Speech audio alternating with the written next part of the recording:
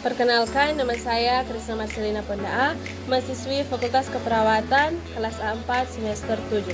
Pada saat ini, saya akan menjelaskan secara singkat mengenai simulasi penanganan bencana gunung meletus untuk memenuhi tugas ujian tengah semester mata kuliah keperawatan bencana. Kita tentu pernah mendengar bahwa negara kita, negara Indonesia, dilewati oleh berbagai rangkaian jalur gunung Merapi. Sehingga kita tidak perlu heran bahwa di negara kita ini terdapat beberapa gunung api yang aktif yang sewaktu-waktu dapat meletus. Nah, apa sih gunung meletus itu? Gunung meletus adalah suatu peristiwa keluarnya endapan magma dari dalam perut bumi yang didorong keluar oleh gas yang bertekanan tinggi. Dampak yang disebabkan oleh letusan gunung api antara lain pencemaran udara yang mengakibatkan gangguan kesehatan seperti pernafasan dan penglihatan, kemudian pencemaran sumber air bersih akibat dari abu vulkanik, kemudian rusaknya lahan pertanian, perkebunan, dan ladang, kemudian rusaknya infrastruktur dan fasilitas umum, kemudian rusaknya tempat tinggal warga, kemudian terjadinya kebakaran di sekitar gunung, dan bahkan dapat menyebabkan jatuhnya korban jiwa seperti manusia dan hewan peliharaan para warga. Kemudian, apa yang harus diketahui dan dilakukan sebelum letusan gunung api terjadi?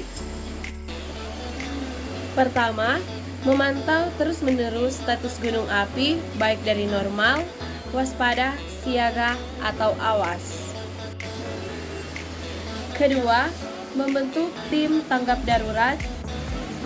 Ketiga, menghafalkan jalur evakuasi berdasarkan peta kawasan rawan bencana.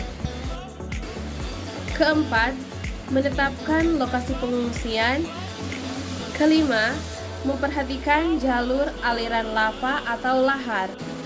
Keenam, melakukan penyuluhan dan pendidikan serta simulasi evakuasi kepada warga yang dekat dengan puncak gunung. Kemudian, apa yang perlu disiapkan sebelum letusan gunung api terjadi? Antara lain, pertama, siapkan masker dan pelindung mata. Yang kedua, siapkan kotak P3K dan tas siaga yang berisi dokumen-dokumen penting dan makanan minuman yang instan. Persiapan yang matang dan cermat akan sangat besar manfaatnya ketika terjadi letusan gunung api. Apabila terjadi letusan gunung api, apa yang harus dilakukan? Yang pertama, tetap tenang, jangan panik, dan jangan terpancing dengan isu-isu. Yang kedua, hindari daerah rawan bencana seperti sungai, jurang, lereng gunung, lembah, dan aliran lahar. Yang ketiga, matikan semua aliran yang ada di dalam rumah.